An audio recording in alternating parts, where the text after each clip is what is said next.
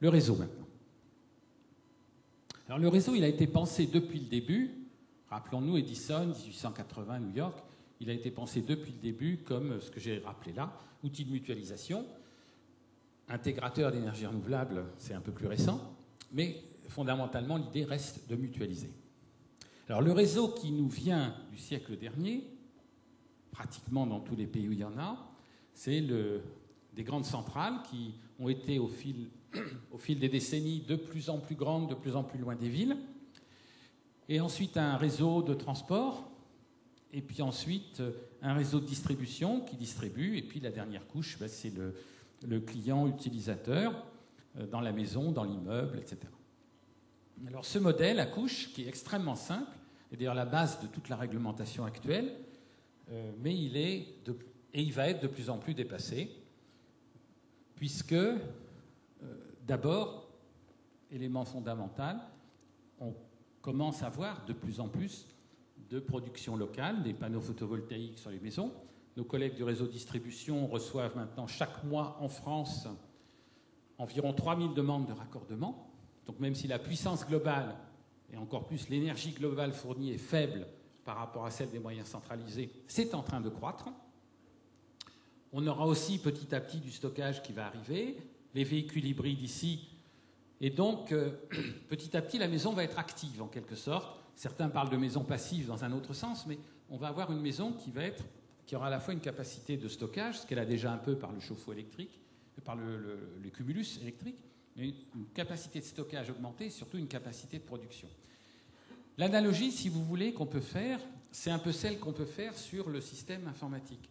Dans les années 70, nous n'avions que des terminaux passifs. Le terminal passif, il n'avait aucune capacité de calcul et de stockage.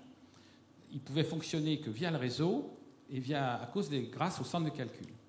Puis sont arrivés les PC. Les PC, ils ont leur capacité de calcul et de stockage, un peu comme la maison qui aura une capacité de production d'électricité, de stockage, etc.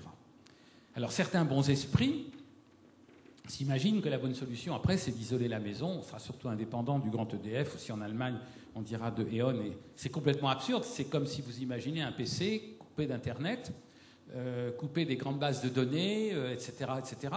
Autrement dit, fondamentalement, du point de vue de la sûreté et puis de l'efficacité économique, il est évident que la maison doit être connectée. Ça veut dire qu'à ce moment-là, le réseau n'est plus uniquement un réseau de distribution, mais devient un réseau de circulation d'électricité, puisque, par exemple, si vous avez une extrémité de ligne où vous avez un certain nombre de maisons qui ont des panneaux photovoltaïques qui vont donc cracher l'électricité assez fortement au début d'après-midi, que tous les habitants sont partis travailler, c'est évident que l'électricité va partir dans l'autre sens. Donc, il faut petit à petit réinvestir sur le réseau, modifier un certain nombre d'organes de coupure, le penser autrement, le rendre plus smart, avec plus de capteurs, etc., pour qu'il puisse tolérer, avec un bon niveau de qualité et de sûreté, l'électricité dans les deux sens. Et c'est ce à quoi nous travaillons, comme d'ailleurs nos collègues des autres pays, mais on voit bien que c'est en train de monter, mais de façon très hétérogène.